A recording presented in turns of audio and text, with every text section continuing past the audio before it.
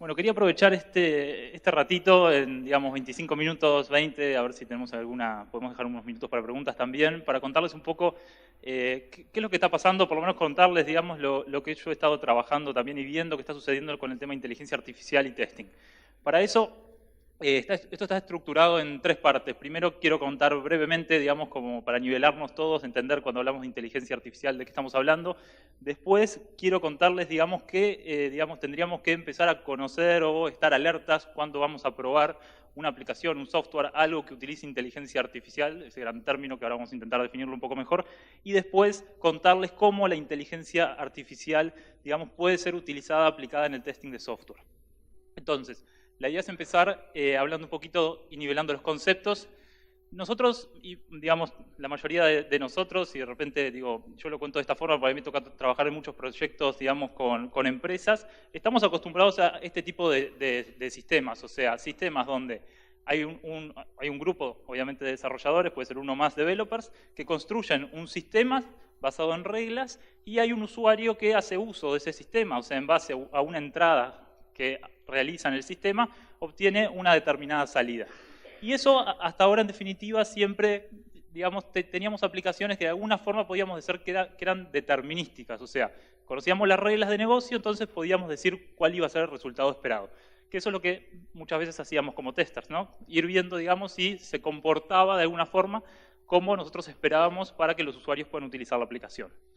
Pero cuando estamos hablando de inteligencia artificial, esto es un poquito distinto, porque obviamente la parte del usuario es la misma, o sea, el usuario, la verdad, digamos, y diciéndolo de esta forma, o sea, le interesa bien poco cómo se está resolviendo, sino que más bien quiere, frente a una entrada, a algo que quiere hacer, recibir una salida. Entonces es igual, pero en realidad el developer, o incluso puede llegar a ser otro rol, en este caso, tiene que trabajar en dos aspectos. Por un lado, tiene que trabajar en lo que es la parte de seleccionar cuáles van a ser los datos, y eso ahora voy a contar un poquitito más, pero la idea es que estamos, digamos, todo lo que tenemos relacionado a lo que se llamaría Machine Learning y específicamente todo lo que es, digamos, Supervised Learning, utilizamos un gran juego de datos para indicarle a lo que sería, que es el segundo punto, podemos decir una red neuronal, por ejemplo, cómo, digamos, debería comportarse frente a determinados inputs, cuáles van a ser sus outputs. Entonces, lo que hacemos es, conseguimos los datos, armamos este modelo y tenemos que pasar por un proceso digamos, de entrenamiento, que ahora les voy a explicar un poquito más, y en definitiva, esas son, digamos, nuestro set de reglas, pero no son reglas que nosotros programamos directamente. Entonces, como resultado de esto, en realidad tenemos un resultado que no es exactamente, digamos, el término exacto, pero podemos decir que no es algo tan determinístico, sino que es algo más bien probabilístico. O sea, nos va a responder con una determinada probabilidad la respuesta que nos va a dar.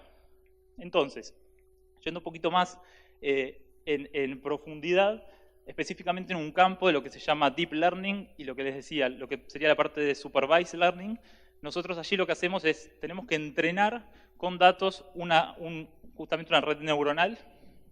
Entonces, ¿cómo es el proceso un poquito más técnico? Primero, y lo importante es que tenemos que tener, digamos, acotado o entender cuál es el problema que vamos a solucionar. Hoy en día ya hay toda una rama de investigación de lo que sería inteligencia artificial que puede abordar distintos problemas, pero en realidad lo más, hoy en día, digamos, donde tenemos que trabajar más es en definir concretamente qué quiero resolver con inteligencia artificial, ¿sí? No voy a tener una red neuronal que me va a poder resolver todos los problemas o reconocer a todas las personas que están aquí o todos los objetos, etc. Entonces, es importante definir el problema y acotarlo.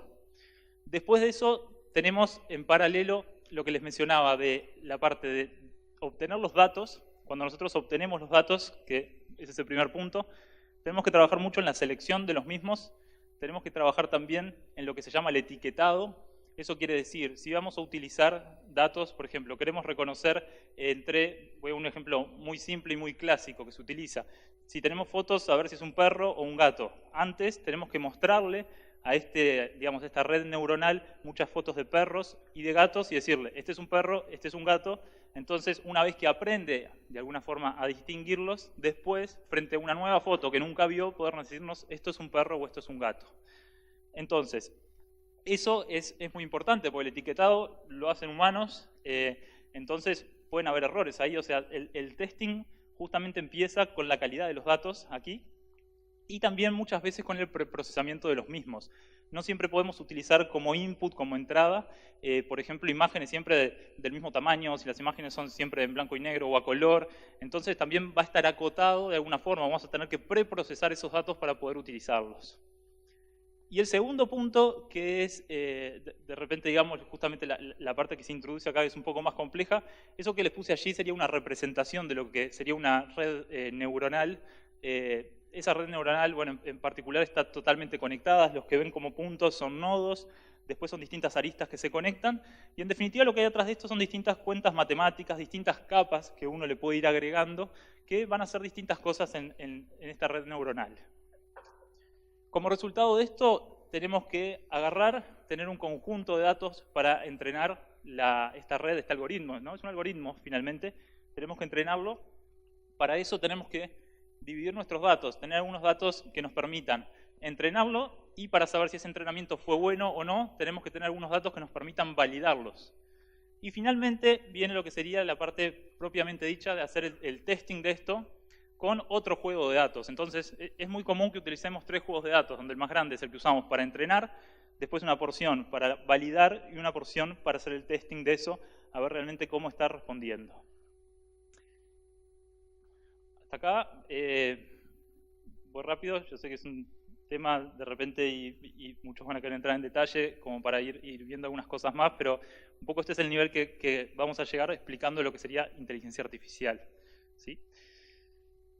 Entonces, si entramos en el primer punto que les quería comentar, ¿qué consideraciones tenemos que tener para sistemas que están utilizando inteligencia artificial cuando hacemos el testing? Acá voy a hablar de dos conceptos principalmente. El primero es como un desafío muy crítico que tiene hoy en día este tipo de soluciones, que está relacionado, y voy a pasar por un diagrama parecido al anterior, pero en este caso instanciado, donde hay un conjunto de datos que se utilizaron para entrenar una red neuronal. Esta red neuronal entonces puede recibir ahora una foto, el caso bien simple que les comentaba, en ese caso parece ser un perro.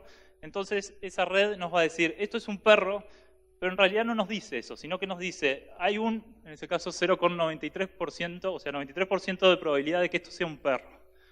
Entonces, digamos, cuando uno ve esto, lo primero que se pregunta en definitiva es, bueno, ¿por qué 0,93, no 0,8? ¿Por qué no 1? Para mí es un perro 100% seguro. Entonces nos empezamos a cuestionar justamente cómo es que funcionan este tipo de algoritmos, ¿sí? Y es algo que realmente es muy complejo de explicar. Para poder intentar que ustedes, digamos, lo entiendan, que es complejo de explicar, tengo acá un ejemplo de qué es lo que, por ejemplo, ve una red neuronal. A ver si esto me funciona. Ahí estamos. Esto digamos, está implementado de forma muy simple, que si escribo aquí un número, me va a decir qué número es. Voy a hacer mejor esfuerzo por... Ahí está. Escribí un 3, donde me dice que la primera opción es un 3, y qué es lo que hace para llegar, digamos, desde esta imagen que yo escribía acá con el pad de mi máquina hasta decirme que es el dato 3 lo que reconoció. Bueno, en realidad lo que está haciendo es pasando por muchas capas de... A ver, ahí tengo para mostrarles.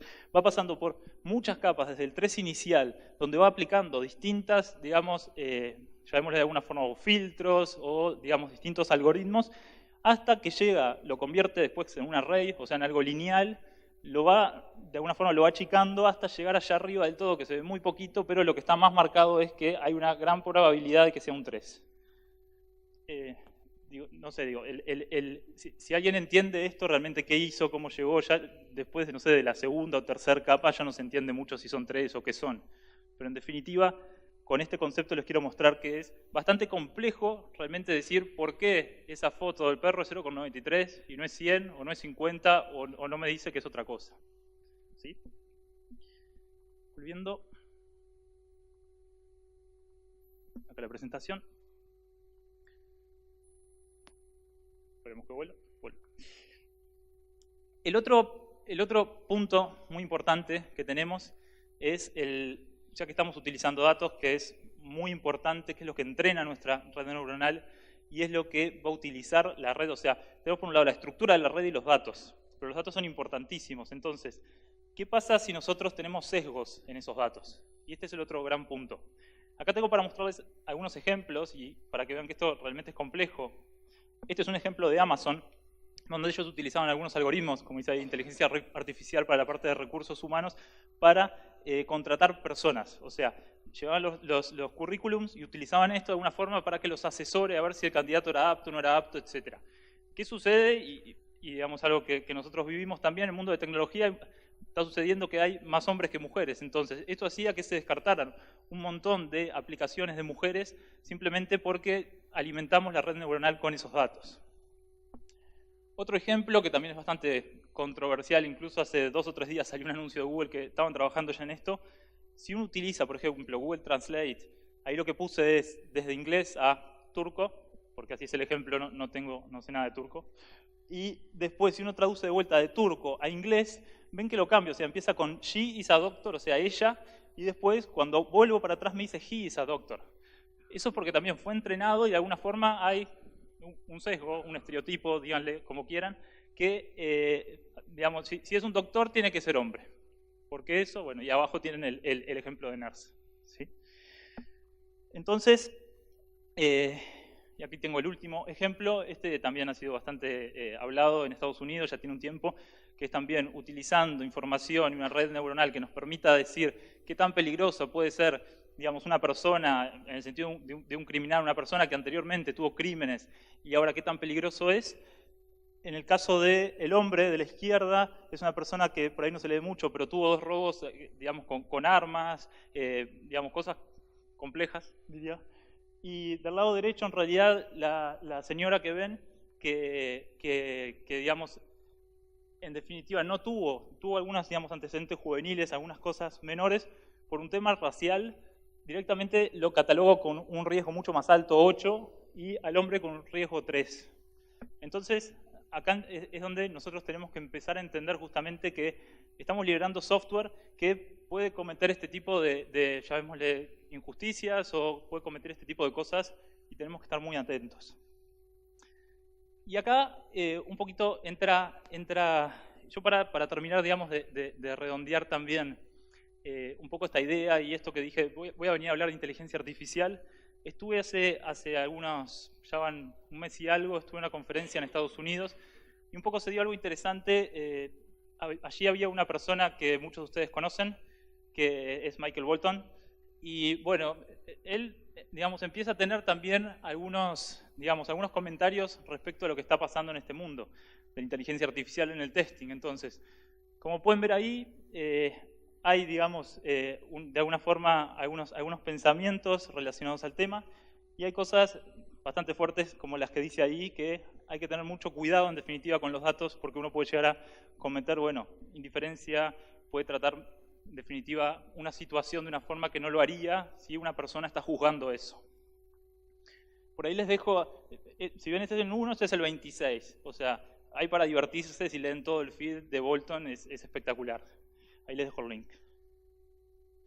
Y bueno, lo último que nos dice realmente y que hace pensar sobre este tema es que realmente nosotros tenemos también un papel muy importante como testers porque tenemos que pensar, y ahí subrayé justamente lo que es la parte de ética sobre este tema, porque vamos a estar liberando software, en definitiva, que puede tener este tipo de, si quieren llamarlo, problemas o sesgos o como quieran decirles.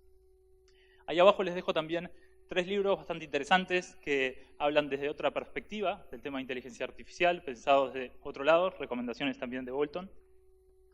Y bueno, como para englobar estos temas, lo primero que les decía es que, en definitiva, estos algoritmos, este software, no podemos explicar exactamente por qué devuelve lo que devuelve, por qué es ese comportamiento, y por el otro lado, se le suma que pueden haber riesgos de sesgos de datos. Yo no sé ustedes, pero, o sea, yo cuando puse este slide, o sea, el igual de esto, o sea, la suma de estos dos, para mí, son bugs. O sea, esa es la conclusión que yo tengo. Entonces, el tema es, vamos a tener bugs porque estamos en este contexto, en esta situación. Entonces, ¿qué vamos a hacer? Entonces, acá tengo que explicar un poquito más.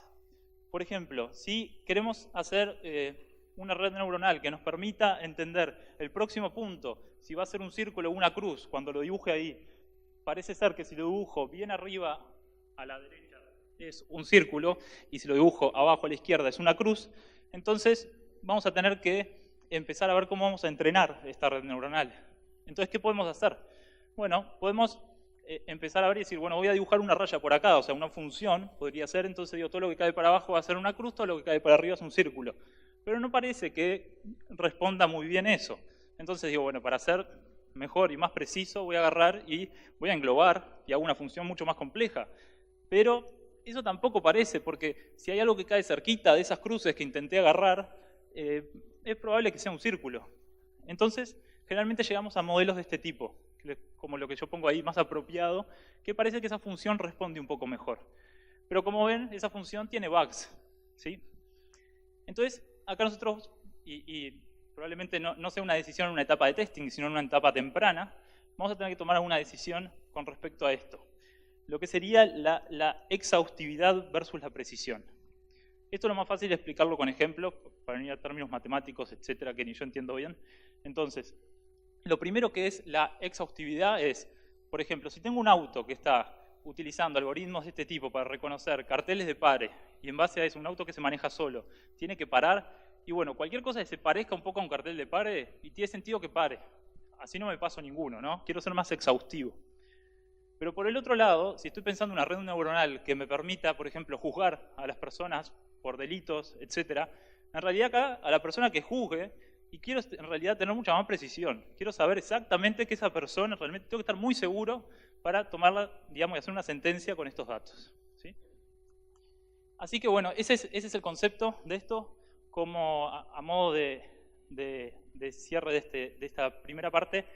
Tenemos que entender que es muy difícil explicar realmente lo que está interpretando y el resultado que nos devuelve una red neuronal o también otro tipo de algoritmos.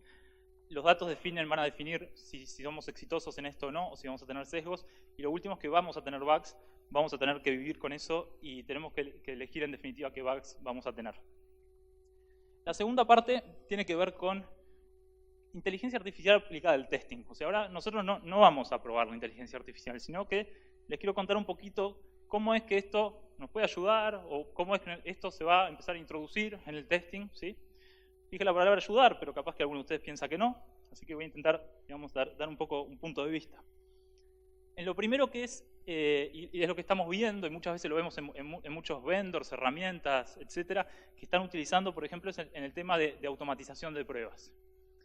Si tenemos una aplicación, en este caso una aplicación móvil, y quiero hacer clic en el botón de carrito, o sea, quiero escribir un script de prueba que haga clic en el botón de carrito, hasta ahora nosotros hacíamos algo así.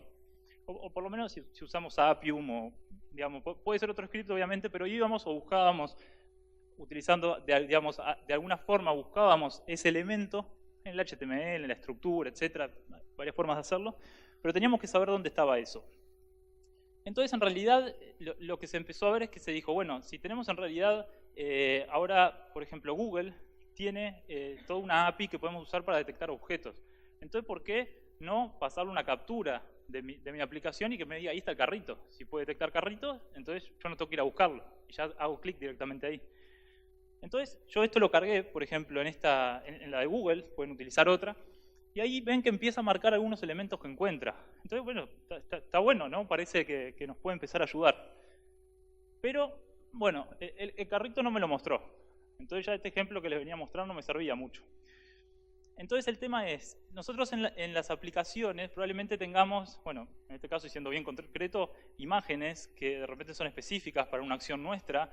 Y bueno, Google todavía no reconoce los carritos o no reconoce, no sé, que una flecha puede ser una flecha, pero puede ser una flecha de compartir.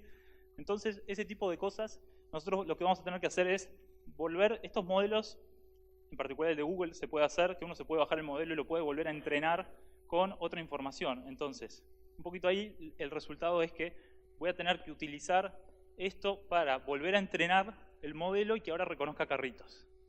¿Cómo se hace eso? Y les cuento esto porque puede ser parte de lo que tengamos que hacer nosotros también de ahora en adelante para empezar a hacer los scripts de pruebas si queremos usar esto. Y es, primero mostrarle, como les decía antes, a esta red, a este algoritmo, un montón de carritos. Entonces es ir y mostrarle un montón de carritos y decirle, este es un carrito, este es un carrito, este es un carrito. Y obviamente también después le vamos a tener que mostrar otras cosas y ahí, digamos, se puede abrir todo otro tema, pero en principio quédense que le tenemos que mostrar un montón de carritos. Una vez que lo mostramos, tenemos que, eso sería de alguna forma lo que se puede ejecutar con un proyecto que ahora les dejé el link acá, que pueden utilizar ya hoy en día con Appium para reentrenar una red. Eso sería lo que ejecutan y más o menos, a mí me llevó un poquito menos, pero les diría 2 horas después, va a depender de la máquina, etcétera, van a tener un modelo reentrenado que identifica carritos. Entonces, una vez que tengan su aplicación, en vez de ir a buscarlo como hacían antes, van a usar en Appium algo así. O sea, van a decirle, anda a buscar el carrito. No sé dónde está el carrito en la pantalla, pero anda a buscar el carrito. ¿Sí? Entonces, esto es como la primera aplicación que la estamos viendo. De vuelta, por lo menos ahí me han llegado un montón de mails, nos bombardean ahora que están muchas herramientas de automation están utilizando, y scripting, etcétera, están utilizando inteligencia artificial para hacer este tipo de cosas. Este ejemplo en particular es les dejo el proyecto por ahí, es un proyecto abierto, y ya tiene, digamos, está reentrenada con carritos y algunas cosas más. Intenté ponerles una lista que no se lee nada a la izquierda, pero acceden al archivo y pueden ver todo lo que detecta eso, además de lo que ya detecta Google. ¿Bien? Esto me lleva, digamos, a esta persona. ¿Quién sabe quién es esta persona? No le voy a preguntar el nombre. Si alguien sabe, que levante. Bien. Les doy alguna pista. Y como no, capaz no se lee mucho, bueno, se lee igual. Por ejemplo, esta persona fue la que escribió, capaz que es más conocido por ustedes, el segundo libro, que es How Google Test Software. Esta persona es Jason Arbon. Básicamente él trabajó en la parte relacionada al tema de inteligencia artificial para toda la parte de personalización de búsqueda de Microsoft primero, y después trabajó en Google, después trabajó en otra empresa y hoy en día tiene su propio emprendimiento relacionado al tema justamente de inteligencia artificial aplicada al testing. Para que conozcan un poco a esta persona, esto, digamos, es alguno de sus comentarios en sus blogs, ¿sí? O sea, ahí está hablando de un auto autónomo, ¿no? Donde dice, yo la verdad prefiero que esto sea automatizado y no depender de realmente una persona que esté manejando. O sea, obviamente, pro inteligencia artificial y este tipo de soluciones. Entonces, ¿qué tiene que ver esta persona? Esta persona, básicamente esto es de hace 9 meses, fundó la empresa Test.ai y lo que están haciendo, como dice ahí arriba, están de alguna forma poniendo, llamémosle, algoritmos de inteligencia artificial a probar todas las aplicaciones del mundo, todas las apps del mundo. En este mismo congreso donde estuve, donde estaba Bolton, que les comentaba, también estaba esta persona, tuve la oportunidad de hacer algunos talleres, ir a algunas charlas y conversar un poco con él. Y bueno, hay digamos, hay algún matiz. Yo le dije, ¿son todas? No, son las del store de USA, me dice. Está. Son muchas igual, ¿no? Estamos de acuerdo. Entonces, después le empecé a preguntar cómo es que lo hacía y di una charla un poco de esto. Entonces, básicamente, lo que está haciendo, esto es un videíto, esto es lo que tiene por varias pantallas de su oficina, donde hay aplicaciones, o sea, arriba a la derecha está Home Depot, por ahí van a ver que aparece Fox, o sea, son las aplicaciones de los stores que están ejecutando casos de prueba definidos por humanos, pero automáticamente y sin darle instrucciones tan precisas. Y voy a intentar explicar esto un poco mejor ahora. Este video sigue, yo lo paso. Esta persona, ¿qué es lo que hizo? Agarró y empezó primero a clasificar todas las apps del store. Entonces dijo, bueno, esta app es de tipo búsqueda, esta app me dice el estado del tiempo, esta app es un e-commerce, esta app es, no sé, un home banking, etc. Y para cada una de ellas empezó de alguna forma a escribir flujos, llamémosle, no me atrevería a decir que esto es un caso de prueba, sino más bien un flujo, algo que te guíe y te diga, bueno, quiero hacer una búsqueda, en esta aplicación de forma genérica buscaría la casilla de buscar, ingresaría lo que quiero buscar y le diría buscar, no sé, apretando un botón, haciendo una acción, y debería obtener la respuesta. Entonces, básicamente este es el slide que no se ve mucho, pero hay un intento de escribir un test a muy alto nivel a la izquierda que es ejecutado en distintas aplicaciones de búsqueda a la derecha. Entonces esto es parte de lo que está utilizando para esto. Un poco para que entiendan la visión de esta persona, básicamente lo que está buscando y la parte de automatización que les contaba antes tiene que ver con esto, porque de alguna forma es de esta misma persona, o sea, de test.ai, es de Jason, el ejemplo anterior de automation, y él lo que quiere en definitiva es cómo lograr una base de conocimiento de las distintas aplicaciones, de cómo reconocemos distintas acciones de las aplicaciones, cuál es el comportamiento de las aplicaciones de forma colaborativa. O sea, dice que en definitiva todos tendríamos que tener acceso al conocimiento del mundo, de cómo deberían comportarse las distintas aplicaciones. Entonces está, digamos, pensando en cosas como esta de Open Test Data, que nos permita compartir todo esto. Y bueno, como les comentaba antes, estaba también bueno, Bolton en la conferencia y bueno, ya las personas que lo conocieron por acá y conocen, digamos, su foco y su perspectiva con el tema de automation, esto fue un poco la respuesta. En realidad y ahí lo que nos dice en definitiva es el tema de lo que aprendimos acá también, el tema de critical thinking.